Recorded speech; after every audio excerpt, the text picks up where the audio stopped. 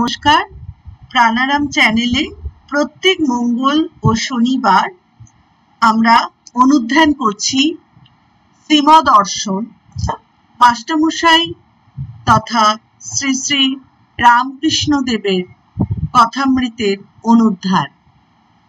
মাস্টারমশাই রয়েছেন মিহিজাম আশ্রমে, তপবন স্বরূপ আশ্রম, বড় বড় বৃক্ষরাজি এবং সঙ্গে কয়েকজন উৎসাহী তরুণ ভক্ত যারা নিজেদের জীবনকে গড়ে তুলতে চান মাস্টারমশাইয়ের আদর্শে তথা ঠাকুর শ্রী রামকৃষ্ণ দেবের আদর্শে, যাদের ধ্যান জ্ঞান ঈশ্বর লাভ, যাদের জীবনের উদ্দেশ্য ঈশ্বর দর্শন, এমন কয়েকজন ভক্তের সঙ্গে মাস্টারমশাই অবস্থান করছেন মিহিজাম আশ্রমে। মাস্টারমশাইয়ের নিজের গড়ে তোলা এই আশ্রম সারাদিন বিভিন্ন সনাতন শাস্ত্র পাঠে এবং ঈশ্বর চিন্তায় দিন কাটে।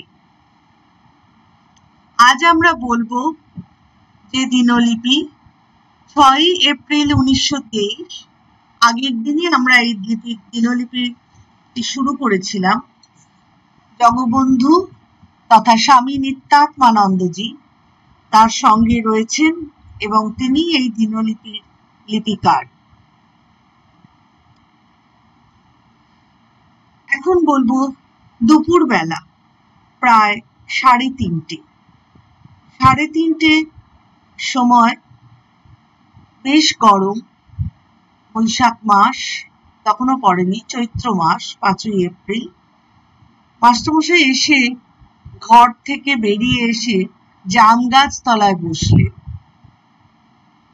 ঘরের মধ্যে যথেষ্ট গরম বোধ হওয়ায় তিনি এখানে খোলা হাওয়ার মধ্যে রয়েছেন।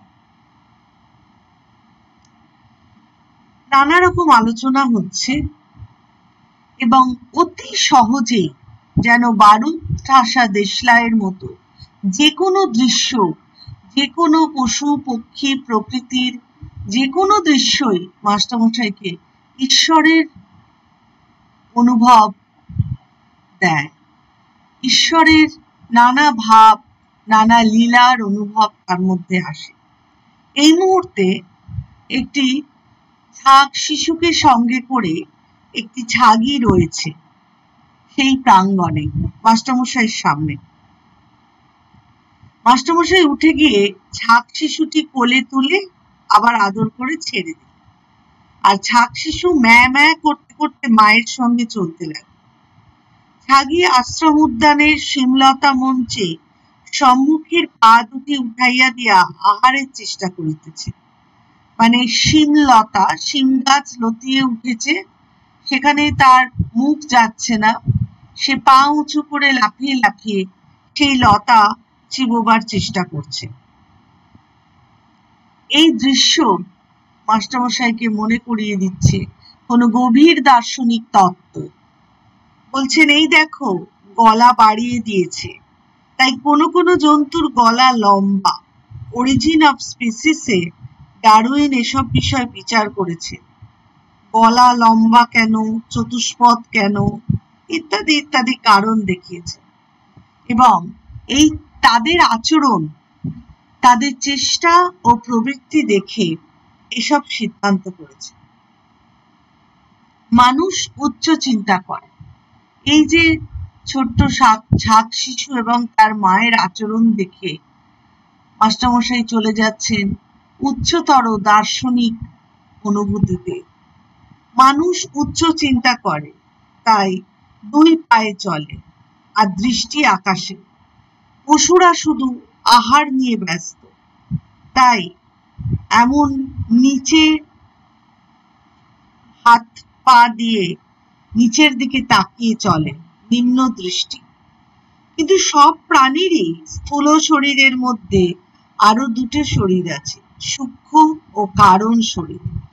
সূক্ষ্ম শরীরের অনুশীলনে মানুষ হয় বিচার বুদ্ধি পারে, কারণ শরীরে ভগবান দর্শন হয়, মানুষ দেবতা হয়, তাই 3টেরই আহার দিতে হয়, সূক্ষ্ম স্থূল কারণ তিনটে শরীরেরই আহার লাগে, কারণ প্রতিটি স্থূল শরীরের মধ্যে সূক্ষ্ম এবং কারণ শরীর বর্তমান। পশুরা কেবল স্থূল শরীরে আহার দেয়, খালি খাওয়া আর খাওয়া, কোনো চিন্তা নাই। সকাল থেকে সারা দিন রাত ঘাসই খাচ্ছে। বাচ্চাটি হয়তো আর দিন কয়েক পরে মানুষের পেটে যাবে, কাটবে তো ঘাড় পেতে দিল, কোনো উচ্চ ভাবনা নেই, খাওয়া আর মরা।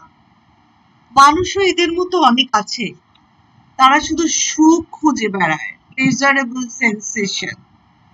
যারা দুর্বল তারাই এই সুখ চায়।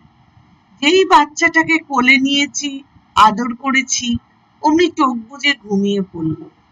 এই বিষয় সুখের বশ্যতা স্বীকার করা পশু প্রকৃতির কাজ। স্থূল শরীর পশু শরীর। এইভাবে মাস্টারমশাই বলছেন, ছোট্ট একটি ঘটনা থেকে কত বড় দর্শন তত্ত্ব। পশু আর মানুষের পার্থক্য কোথায়?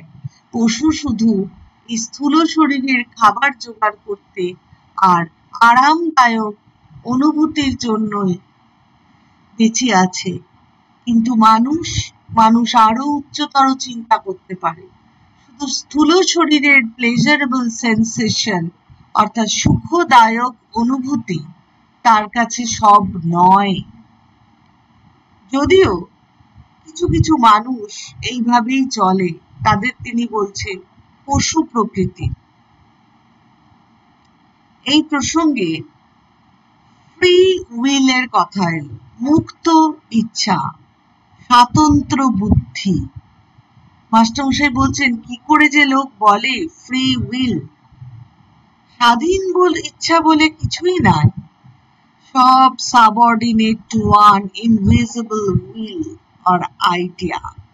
মোহন মাস্টারমশাইয়ের একজন ভক্ত, তার সঙ্গে সঙ্গে আলোচনায় যোগ দিলেন যে দার্শনিক শোপেনহাওয়ার, তার জার্মান দার্শনিক, তিনি বলেন ফ্রি উইল বলে কিছুই নেই। সত্যি সত্যি আমাদের ভারতীয় দর্শনেও বলা হচ্ছে সব subordinate to one invisible will. কোনো একটি বিশেষ বিরাট সাগরের ইচ্ছা সমুদ্রের মধ্যে এক একটি প্রবাহ আমরা।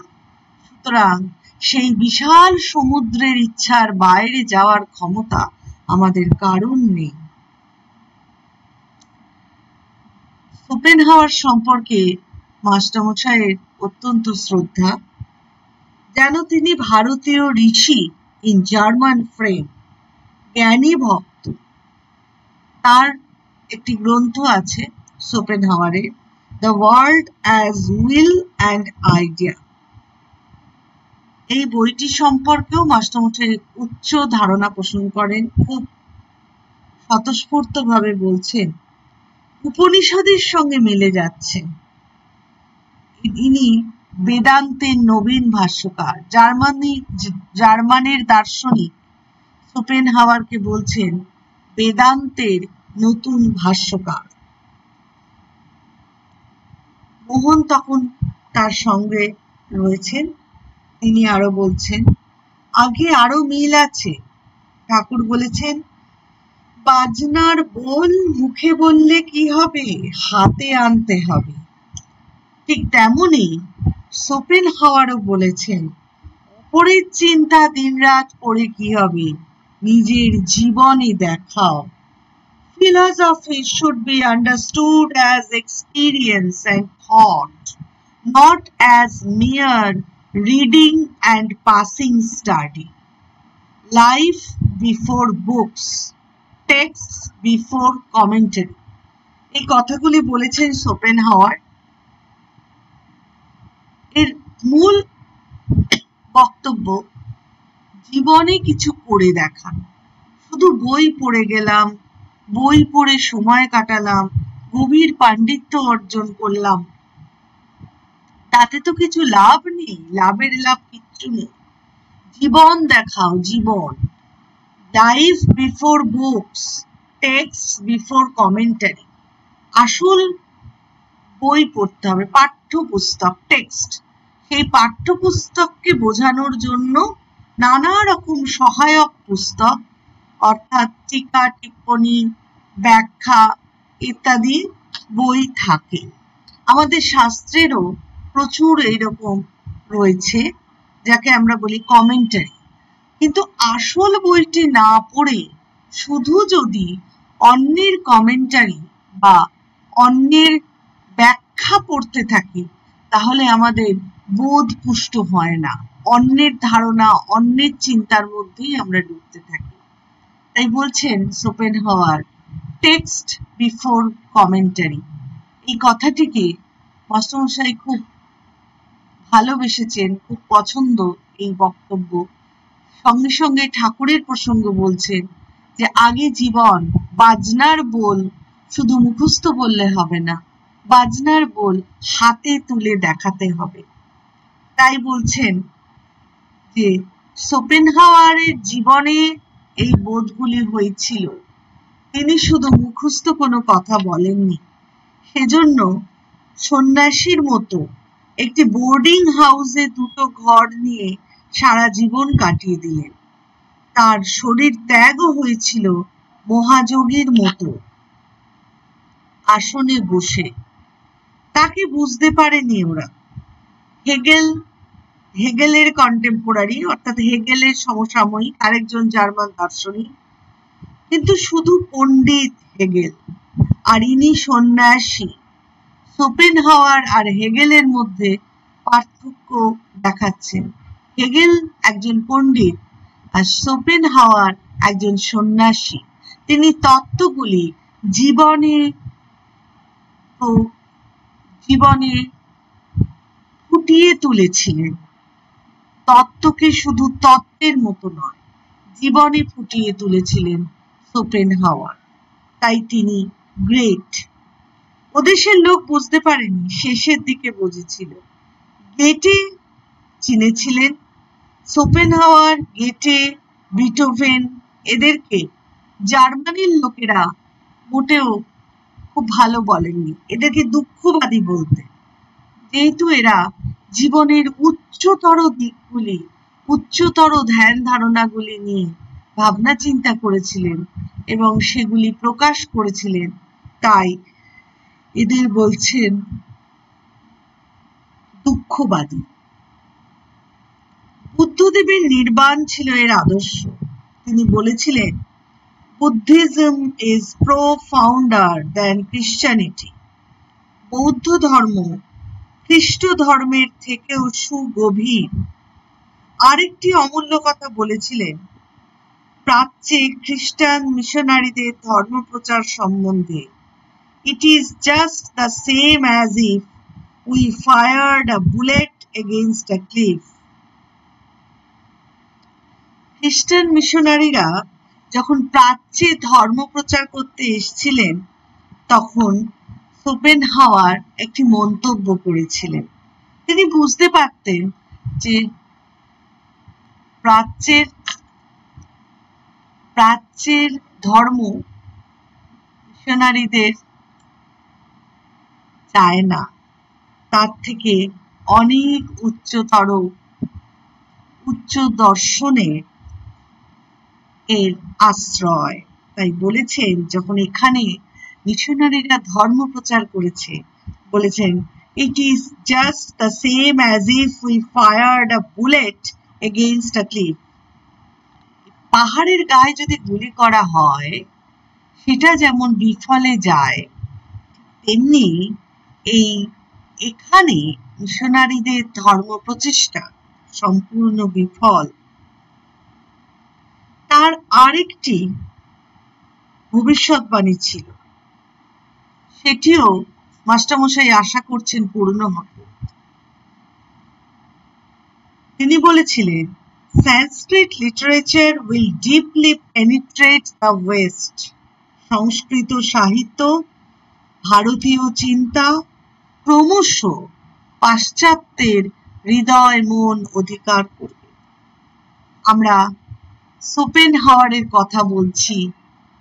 জার্মানির দার্শনিক ঠিক যেন বেদান্তের বাণী অনুভব করেছেন এবং তার রচনায় শাশ্বত প্রাচ্যের অমর বাণীগুলি ফুটে উঠেছে। ইনি ঠাকুরের খবর পান, তখনও ঠাকুরের কথা ওদেশে যায়নি। প্রথম কেশববাবু ওখানে প্রচার করলেন, তারপর স্বামীজি ওদেশে গেলেন। ঠাকুরের কথা শুনলে খুব আহ্লাদ বোধ করতেন। এরপর মাস্টারমশাই এবং মোহন অবিরত আলোচনা করে চলেছেন জার্মানির দার্শনিক শোপেনহাওয়ারের কথা। শোপেনহাওয়ার বলেন, যিনি সর্বদা সংসারকে অনিত্য করেন তিনি তত্ত্বজ্ঞানের অধিকারী। আবার ঠাকুর বলেছেন, তীব্র বৈরাগ্য হলে আত্মীয় স্বজন কাল সর্প আর সংসার পাতকুয়ার মতো মনে হয়। ঠাকুরের মতো তিনিও বলতেন, সংসারে সব জিনিসে মৃত্যুর ছাপ লেগে রয়েছে। এখানে আমরা দেখছি মাস্টারমশাই জার্মান দার্শনিক শোপেনহাওয়ারের সঙ্গে ঠাকুরের চিন্তাভাবনা তথা শাশ্বত ভারতের চিন্তাভাবনাকে গভীরভাবে আস্বাদন করছেন। মাস্টারমশাই বলছেন, এক স্থানে ঠিক থাকলে সব মিলে যায়, উদ্দেশ্য ঠিক না হলেই যত গোলমাল। এক অদ্বিতীয় সত্যবস্তু যাদের লক্ষ্য তাদের সব কথা মেলে। শোপেনহাওয়ার এক স্থানে বলেছেন, জগৎ জয় করলে কি হবে, আত্মজয় না করতে পারলে? বেশ কথা। আরেক জায়গায় বলেছেন, genius suffers most of all. অবতারাদি মহাপুরুষগণ সকলের চাইতে অধিক দুঃখ ভোগ করিয়া থাকে। জার্মানির মানুষজন শোপেনহাওয়ারকে বলেছিলেন দুঃখবাদী দার্শনিক। মাস্টারমশাই দেখছেন তার প্রতিটি কথায়, প্রতিটি ছত্রে রয়েছে শাশ্বত ভারতের বেদান্ত বাণী। ঠাকুরের প্রচার, ঠাকুর যে বাণী প্রচার করেছে তাও যেন অনেকখানি শোপেনহাওয়ারেরই মতন। উনি বলেছেন, জগৎ জয় করে, অর্থাৎ বাইরের জগৎ, বিষয়, বস্তু, এই সব জয় করেও আমরা কানাকড়ির সুখও পাই না। এইসব জয় করে কি হবে? সুখ হলো আসলে আত্মজয়ের মধ্যে। যতক্ষণ না নিজেকে জয় করা যাচ্ছে ততক্ষণ আমাদের কোনো সুখ, কোনো আনন্দ চিরকালের জন্য আমরা পেতে পারি না। তাই বলছেন, মহাপুরুষরাই সবচেয়ে বেশি যন্ত্রণা ভোগ করেছে। তারা কিন্তু, আমরা যদি গোটা পৃথিবী জুড়ে দেখি, কোনো মহাপুরুষই সারাক্ষণ আনন্দে সুখে দিনপাত করতে পারেননি। যন্ত্রণা এবং দুঃখ তাদের সর্বসময়ের সঙ্গী।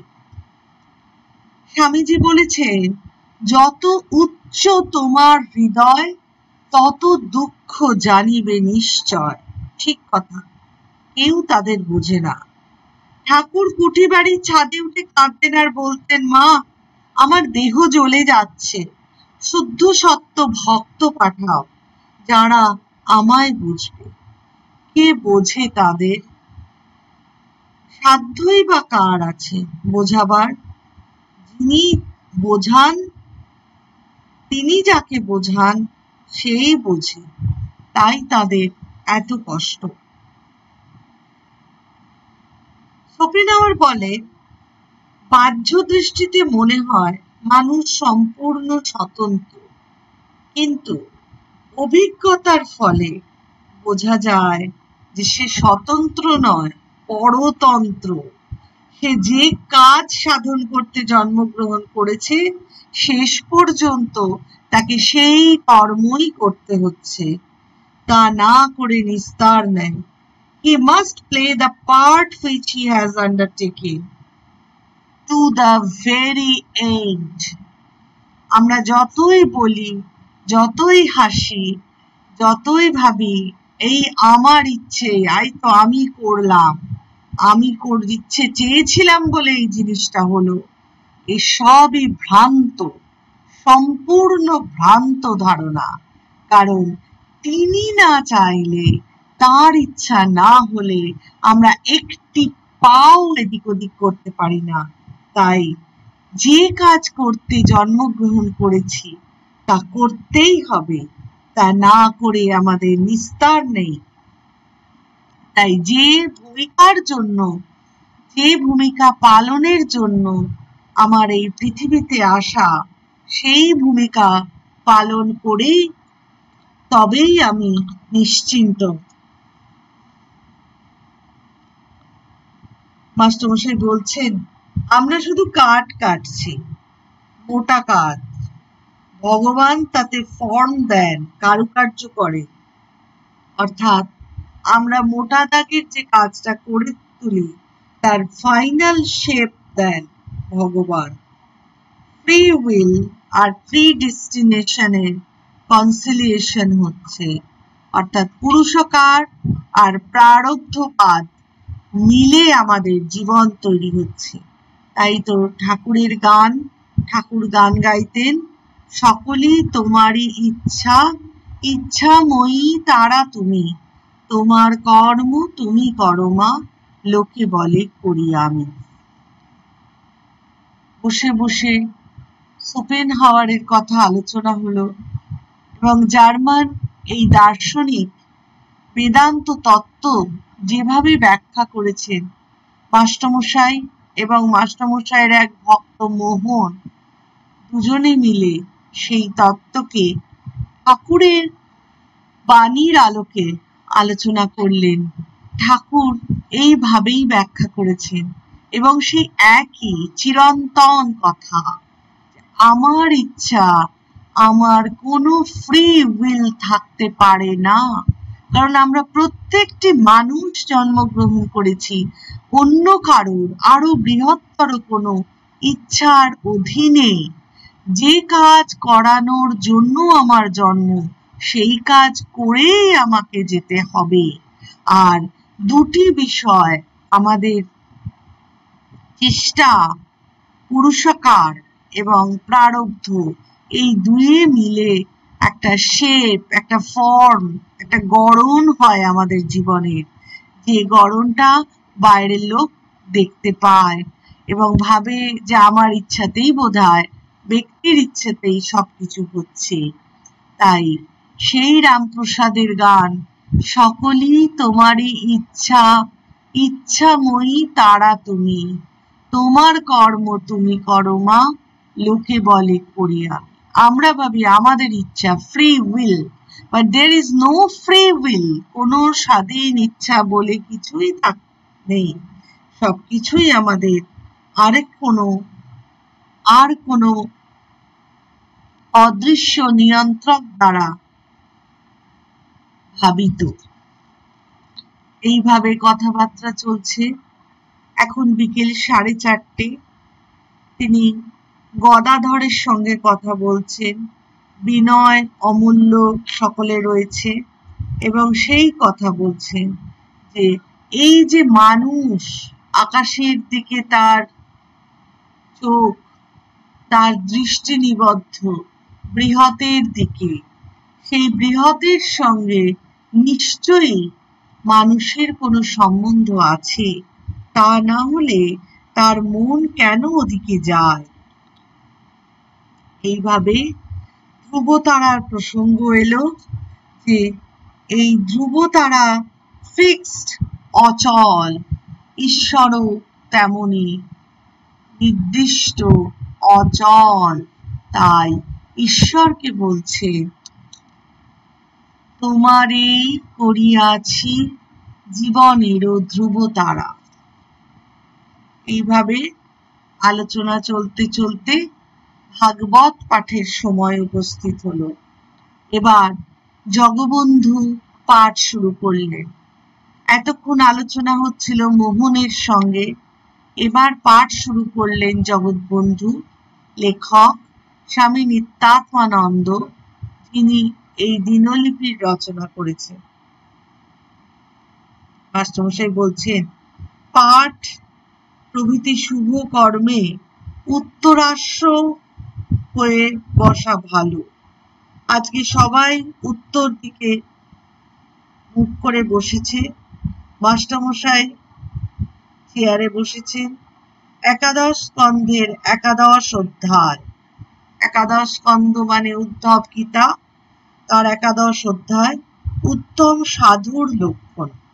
আমরা আগেও বলেছি যে ভাগবতের এই উদ্ধব গীতার অংশটি বারে বারে পাঠ হচ্ছে। ভক্তি শাস্ত্রের এক অনুপম অধ্যায়, যা শ্রীকৃষ্ণ তার শেষ সময় উপস্থিত হলে উদ্ধবকে বলেছিলেন, এবং উদ্ধব যখন ভক্ত অনুরাগী উদ্ধব শ্রীকৃষ্ণের সঙ্গে প্রাণ ত্যাগ করতে চেয়েছিলেন, তখন শ্রীকৃষ্ণ তাকে বলেছিলেন যে তিনি প্রাণ ত্যাগ না করে এই বা উপদেশগুলি, শ্রীকৃষ্ণের এই কথাগুলি, এই তত্ত্বগুলি যেন প্রচার করেন। সেই তত্ত্ব সেখানে যে অংশটি পাঠ হচ্ছে সেটি হলো উত্তম সাধুর লক্ষণ।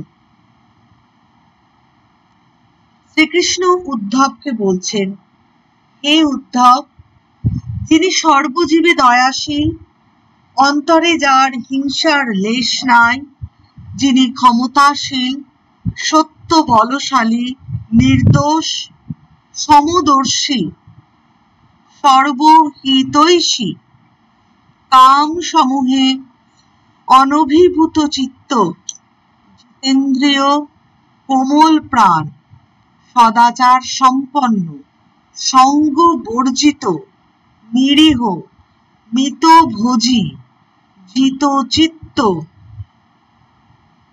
স্বধর্মনিষ্ঠ, মদেকাবলম্বী, চিন্তাশীল, অপ্রমাদী, নির্বিকার চিত্ত, ধীর প্রকৃতি, কুত পিপাসা, শোক, মোহ, জরা, মৃত্যুজয়ী, মান নিষ্পৃহ, মানপ্রদ, পরোপদেশে সুদক্ষ, অপ্রতারক, কারণিক, সম্যজ্ঞানী,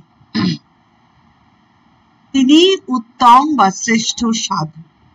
একেবারে সমূহ গুণাবলী, প্রচুর গুণ। সেই গুণের মধ্যে যতগুলো গুণ আছে, প্রায়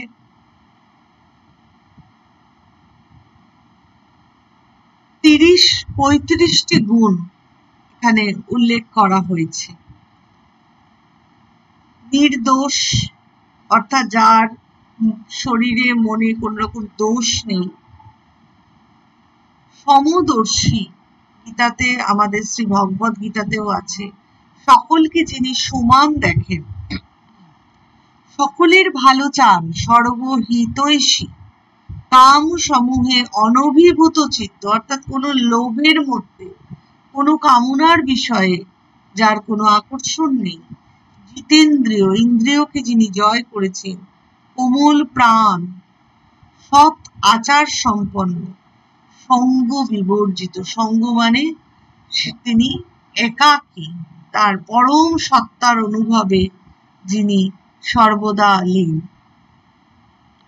এমন মানুষ উত্তম সাধু। এবার মাস্টারমশাই ব্যাখ্যা করেছেন মদেকাবলম্বী, এই কথাটি আমরা আগের দিনে আলোচনা করেছিলাম। শুধুমাত্র ভগবানের উপর সর্বতভাবে যার নির্ভর আছে, সেই নির্ভরশীল মানুষই উন্নতশীল হয়ে নিঃসঙ্গ চিত্তে জগতে অবস্থান করে। অবতারের মধ্যে এই গুণ দেখা যায়। যিশু, বুদ্ধ, ঠাকুর, শ্রীকৃষ্ণ এরা সকলের মান্য হয়েও অপরকে মান দিতে পারে। শ্রীকৃষ্ণ নিজে ব্রাহ্মণদের পা ধুইয়ে দিলেন, ঠাকুর নারায়ণ জ্ঞানে সকলকে নমস্কার করতে। ত্রিনাদপি সুনীচেন তরোরিব সহিষ্ণুনা অমানিনা মানদেন। চৈতন্যদেব বলেছেন, তৃণ হতে অধিক দিন তরুর মতো সহিষ্ণু এবং নিজে মান চান না, কিন্তু অন্যকে মান দেন, তিনি উত্তম ভক্ত। অর্থাৎ যুগে যুগে অবতাররা আমাদের পথ দেখিয়ে গেছেন এবং নির্দেশ করে গেছেন শুদ্ধ উত্তম পথটি কি, এবং সেই উত্তম পথের নির্দেশ নিয়ে আমাদের জীবনকে গড়ে তুলতে হবে।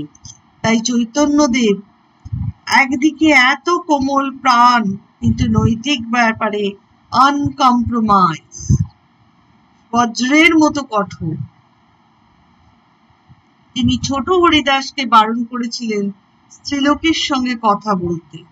হরিদাস ভক্তগণের অনুরোধে মাধবী নামে অস্মৃতি পড়া এক পরম ভক্তিমতী বৃদ্ধার নিকট থেকে চৈতন্যদেবের চাল ভিক্ষে করে এনেছিলেন বলে তাকে পরিত্যাগ করলেন। এটা একটা শিক্ষা, যা বলা হয়েছে তাকে পরিপূর্ণভাবে পালন করা তার শিক্ষা। হৃদয়ে বজ্রের মতো কঠোর ভাব ধারণ করেছিলেন। অন্য সময় কুসুমের চাইতেও কোমল। বজ্রাদপি কঠোরানি মৃদুনী কুসুমানিব, এটিও মহাপুরুষের একটি চিত্র। অর্থাৎ সময় সময় বজ্রের মতো কঠোর, আবার সময় সময় একেবারে কুসুমের মতো কোমল। এই হচ্ছে ধর্মজীবন। এইভাবে চলছে উদ্ধব গীতার পাঠ। শ্রীকৃষ্ণ বলছেন, আমি পরমেশ্বর, আমার প্রতি ভক্তিমান হলেই সর্বাভীষ্ট সাধিত হবে। এরূপ ধারণার বশে যিনি আমি বেদ রূপে যে সকল উপদেশ দিয়েছি তৎসমুদয় ধর্মোপদেশ পরিত্যাগ পূর্বক শুধু আমারই আরাধনায় তন্ময় হন, তিনিও সাধু শ্রেষ্ঠ বলে পরিগণিত হন।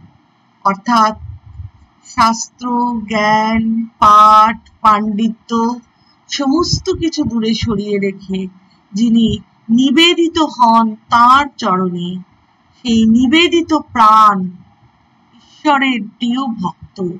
শ্রীকৃষ্ণ বলছেন, সব কিছু ফেলে যিনি আমাতেও নিবেদিত হন, আমার আরাধনায় তন্ময় হন, তাকে সাধু শ্রেষ্ঠ বলা যায়। গীতায় অর্জুনকেও একই কথা বলছেন, সর্বধর্মান পরিত্যাজ্য মামেকং শরণং ব্রজ, সব কর্তব্য ছেড়ে আমার শরণাপন্ন হও, আমি তোমায় মোক্ষ প্রদান করব। দুজনই উত্তম ভক্ত, উত্তম সাধু। একজন বৈদিক নিয়মাদি পালনে তৎপর, আর একজন নিয়ম পালন করেন না কিন্তু ভগবানকে প্রাণ দিয়ে ভালোবাসেন, তার একান্ত শরণাগত। জ্ঞান ভক্তি, প্রেম ভক্তি, দুই পথ, দুই উত্তম। এবার মাস্টারমশাই বলছেন, শাস্ত্রাদি যেমন ভাগবত অবতারের কথার সঙ্গে মিলিয়ে নিয়ে পড়তে হয়।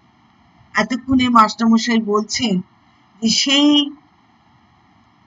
মদেকাবলম্বী মাস্টারমশাই সম্পর্কেও বলা যায়, তিনি শ্রীরামকৃষ্ণ অবলম্বী, শ্রীরামকৃষ্ণই তার একমাত্র অবলম্ব।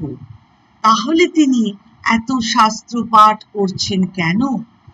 শাশ্বত ভারতের সনাতন ধর্মের প্রতিটি কথাই তিনি মিলিয়ে নিচ্ছেন অবতারের সঙ্গে, যাতে বিশ্বাস আরো দৃঢ় হয়।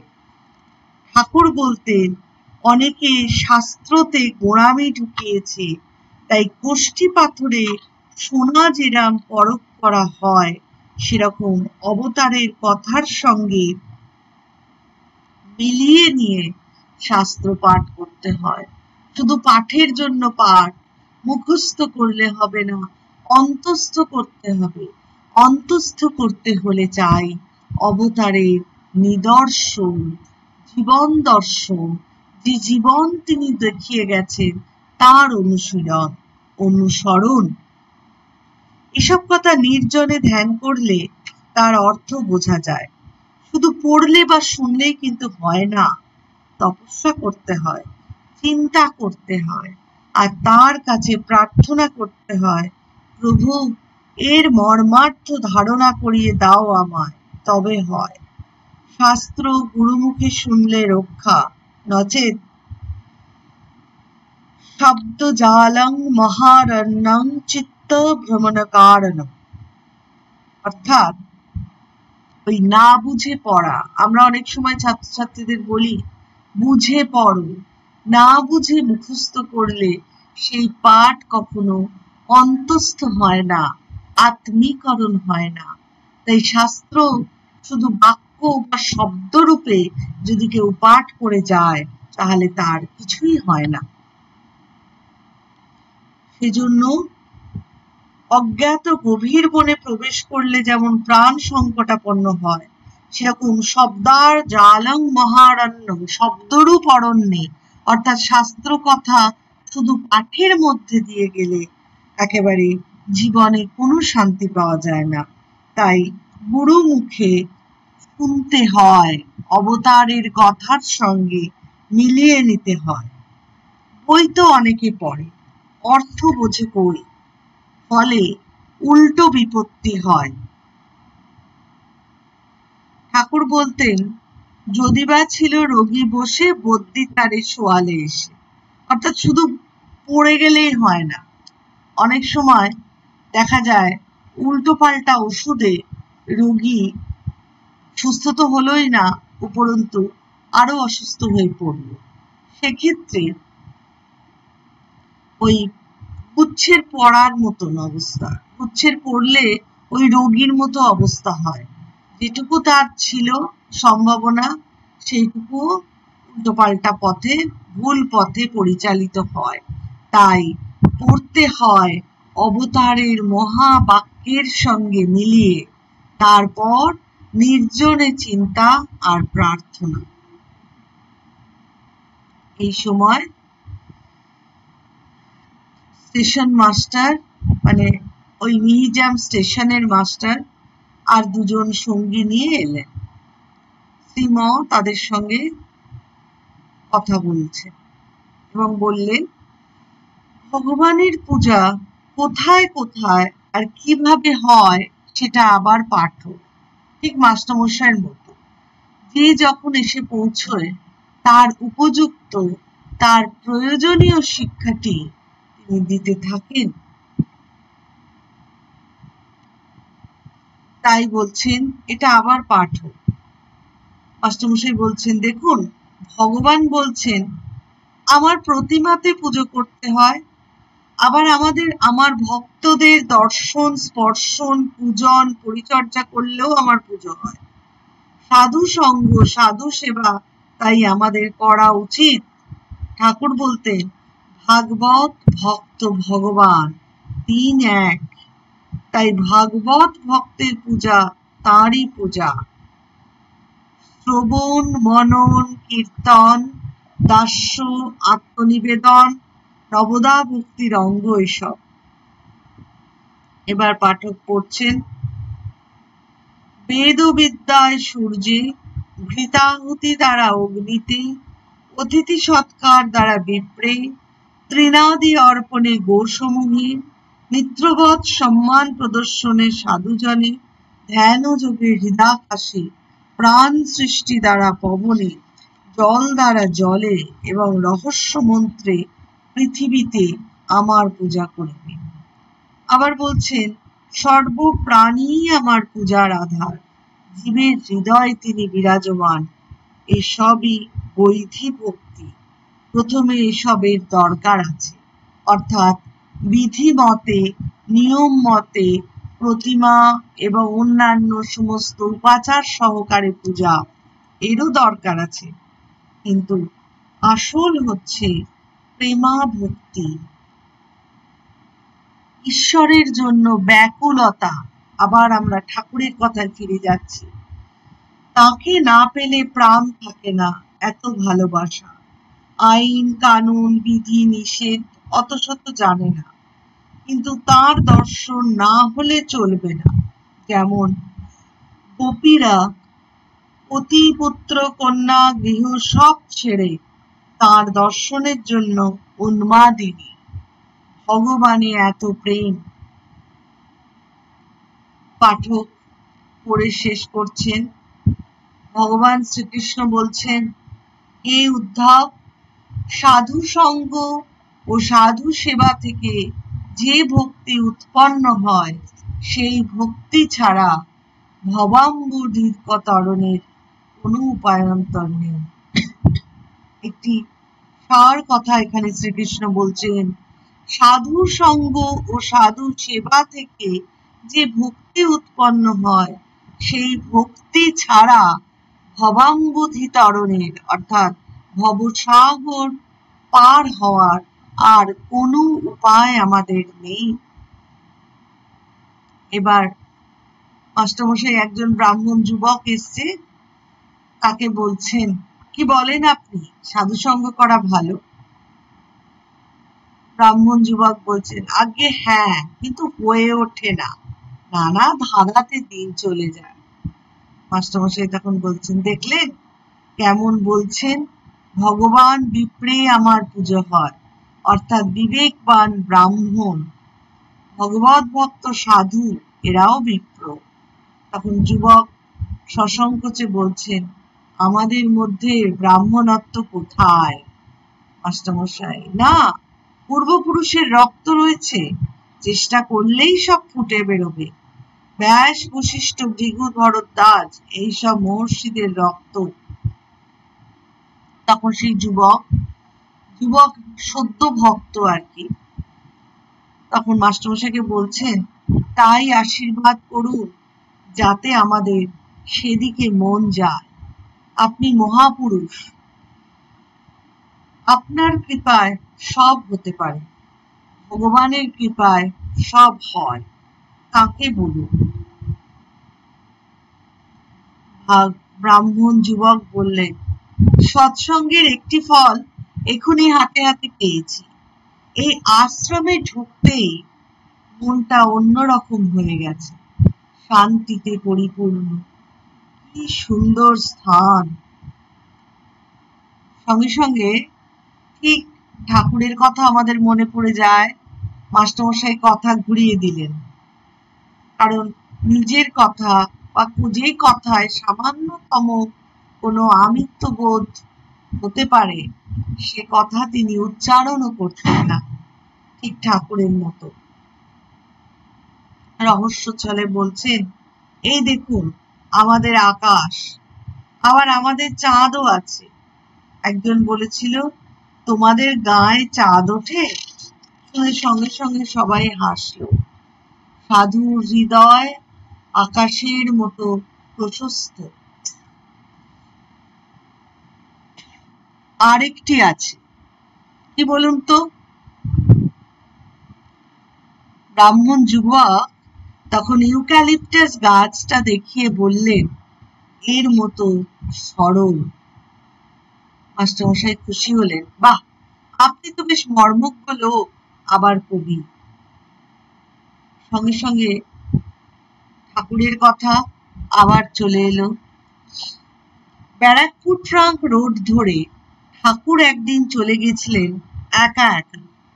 ভাবেছিলেন রাস্তা খুব সোজা আর প্রশস্ত। পরে বলেছিলেন, রাস্তা দেখে আমার মনে হলো ঠিক যেন সাধুর হৃদয়। দক্ষিণেশ্বরে 30 বছর ছিলেন, সর্বদা মুখে মুখে মা মা, অন্য কথা নাই, অন্য কাজ নাই। পুরীতে চৈতন্যদেব ছিলেন 20 বছর, 4 বছর তীর্থে ভ্রমণ করেন, শেষের 12 বছর পুরোটাই মহাভাবে থাকতেন। এসব মহাতীর্থ অবতারের স্মৃতি বিজড়িত। মাস্টারমশাই ঘুরে ফিরে আসছেন অবতারের কথায়। শাস্ত্র পাঠ হচ্ছে, কিন্তু শাস্ত্রের মর্ম উপলব্ধি করতে বারবার আসছে অবতার প্রসঙ্গ। যে প্রসঙ্গে ঠাকুরের কথা, চৈতন্যদেবের কথা বারে বারে আসছে। তাই সাধুর হৃদয়, সাধু সেবা, এই প্রসঙ্গে তিনি আলোচনা করছেন সাধু কেমন। সাধু আকাশের মতো বিশাল হৃদয় সম্পন্ন এবং সোজা সিধে রিজু ইউক্যালিপটাস গাছ, তার সঙ্গে আরেকজন ভক্ত মনে করিয়ে দিচ্ছেন তার মতো সরল। আর ঠাকুরেরও কথা, ঠাকুর সোজা রাস্তা দেখে, প্রশস্ত রাস্তা দেখে বলেছিলেন যেন সাধুর হৃদয়। চৈতন্যদেবের কথাও এখানে প্রসঙ্গ। চৈতন্যদেবও একইভাবে ঈশ্বরে বিলীন হয়ে থাকতেন, সর্বদাই মহাভাব। শেষের 12 বছর মহাভাবে ছিলেন। সব মহাতীর্থ, পুরীর কথা বলছেন, মহাতীর্থ অবতারের স্মৃতি বিজড়িত। শুধু তীর্থদেব নন, তীর্থরাজ জগন্নাথ নন, জগন্নাথকে যিনি জাগ্রত করেছেন সেই চৈতন্যদেবের স্মৃতি বিজড়িত পুরী ধাম। তাই সেই জাগ্রতকারী, জগন্নাথকে জাগ্রতকারী অবতার যেভাবে লীলা করেছেন, তার পথ ঘাট গম্ভীরা, প্রতিটি স্থান অপূর্ব, পবিত্র এবং ভাব উদ্রেককারী। সাধারণ ভক্ত সেখানে গেলে ভাবের উদ্রেক হয়। শুধু দেবতা নয়, দেবতাকে জাগিয়েছেন যে অবতার, তার স্মৃতি, তার কথা আমাদের মনে পড়ে। তাই আবার এই যুগে অবতার ঠাকুর রামকৃষ্ণ পরমহংসদেবের কথা হচ্ছে, দক্ষিণেশ্বরও কালে পুরীর মতো হবে, সাধু ভক্ত সব বাস করবে। এবার আসছে দক্ষিণেশ্বর প্রসঙ্গ, যে শ্রীকৃষ্ণ উত্তম সাধুর ব্যাখ্যা করেছেন উদ্ধবের কাছে, উদ্ধব গীতায়। আর একইভাবে সাধুর হৃদয় বর্ণনা করছেন ঠাকুরের কথায়, চৈতন্যদেবের কথা প্রসঙ্গ আসছে। এবার মাস্টারমশাই স্মৃতিচারণ করছেন, বলছেন পুরীর মতন দক্ষিণেশ্বরও এক পবিত্র তীর্থ। সেই পবিত্র তীর্থ কালে কালে অনেক মানুষের আশ্রয় হবে, কারণ সাধু মহাপুরুষরা সেখানে বাস করবেন। আমরা একবার দক্ষিণেশ্বরে ছিলাম, মাস্টারমশাইয়ের স্মৃতি, মাস্টারমশাই ছিলেন অনেকদিন দক্ষিণেশ্বরে। ফটকের বাইরে, অর্থাৎ যে মূল যে ফটক, মূল যে গেট, তার বাইরে একটা ঘর নিয়ে থাকতো, চেড়ে ভিজিয়ে খেত, কখনো নিজে রাঁধত। শেষে অসুখ আর ম্যালেরিয়া, তাই ভাগতে হলো। ভক্তরা বিদায় নিলেন, বিকেল কেটে গেল, এইভাবে নানা কথা আলোচনা। সেই জার্মান দার্শনিক শোপেনহাওয়ার প্রসঙ্গ থেকে শুরু করে ধীরে ধীরে ভাগবতের উদ্ধব গীতা, ঠাকুরের প্রসঙ্গ, চৈতন্যদেবের প্রসঙ্গ অবিরত চলছে। সেই ঈশ্বরীয় আরাধনা এবং শাস্ত্রকে জীবন্ত করে তোলার জন্য অবতারের কথা, অবতারের সঙ্গে মিলিয়ে নেওয়া, এই প্রক্রিয়া চলতেই থাকছে। মিহিজাম আশ্রমে মাস্টারমশায়ের এক একটি দিন একেবারে পরিপূর্ণভাবে ভগবত কথা এবং ভাগবত জীবন, মাস্টারমশাই যে জীবন যাপন করেছেন তাও ভাগবতী জীবন। এই জীবনকে আর কি বলা যায়, যেখানে সূর্যোদয় থেকে সূর্যাস্ত, শুধু তাই নয়, অবিরত 24 ঘন্টা সূর্যোদয় থেকে সূর্যাস্ত এবং চন্দ্রোদয় থেকে গভীর রাত পর্যন্ত সেই একই প্রসঙ্গ চলছে। সেই এক ঈশ্বরের সাধনা, কিভাবে ঈশ্বরের দিকে আরো এগিয়ে যেতে পারবো, সেই পথটি দেখিয়ে চলেছেন। এইভাবে ভক্তরা বিদায় নিলেন। ভক্তরা বিদায় নেওয়ার পর মাস্টারমশাই এবার একটু হাঁটতে শুরু করলেন, সঙ্গে বিনয় ও জগবন্ধু। পরের দিন সম্ভবত চলে যাবেন জগবন্ধু এবং বিনয়। সেই প্রসঙ্গে মাস্টারমশাই বলছেন, কাল এমন সময় আপনারা কোথায় বর্ধমান ছাড়িয়ে গেছেন? বিনয় উত্তর দিলেন, আগে হ্যাঁ, হাওড়ার প্রায় কাছাকাছি। সন্ধ্যা হয়েছে, খুব গরম পড়েছে, তবুও ভক্ত সঙ্গে সেই ছোট কুটির গৃহে বসে ধ্যান করছে। কিছুক্ষণ পরে সকলে বেরিয়ে এসে সেই জাম গাছ তলাটিতে বসলেন। উন্মুক্ত স্থান, তাই হাওয়া চলছে। গরমে শ্রীমর খুব কষ্ট হয়, একটু হাওয়া লাগায় অনেকটা শান্ত হয়েছে। এইবার আসছে আসল প্রসঙ্গ। জগবন্ধুকে জিজ্ঞেস করছেন, আপনারা নাকি লিখছেন? লিখছেন মানে দিনলিপি, যার ফল আজ আমরা পাচ্ছি, এই পাঠ শ্রীমদর্শন। জগবন্ধু সংকুচিত হয়ে উত্তর করলেন, আগে তেমন কিছু নয়, নিজের জন্য কিছু লিখে রাখার চেষ্টা করা হচ্ছে। মাস্টারমশাই আনন্দিত হয়ে বললেন, বাহ বাহ, বেশ, এতে খুব উপকার হয়, প্রাণে গেঁথে যায় সব কথা, স্মরণ মননের খুব সুবিধা হয়, আর শোনার সময়ও খুব মন দিয়ে শুনতে হয়, এতে ধ্যানের কাজ হয়ে যায়। ঠাকুরের সব কথা, আমাদের কথা নয়। কাল শোনা যাবে, তার কথা অমৃত, খেলে অমর। বরফ যেমন শীতল, তেমনি মন শীতল হয়। এখানে মাস্টারমশাই যেন মনে পড়ে যাচ্ছে তার নিজের জীবনের কথা।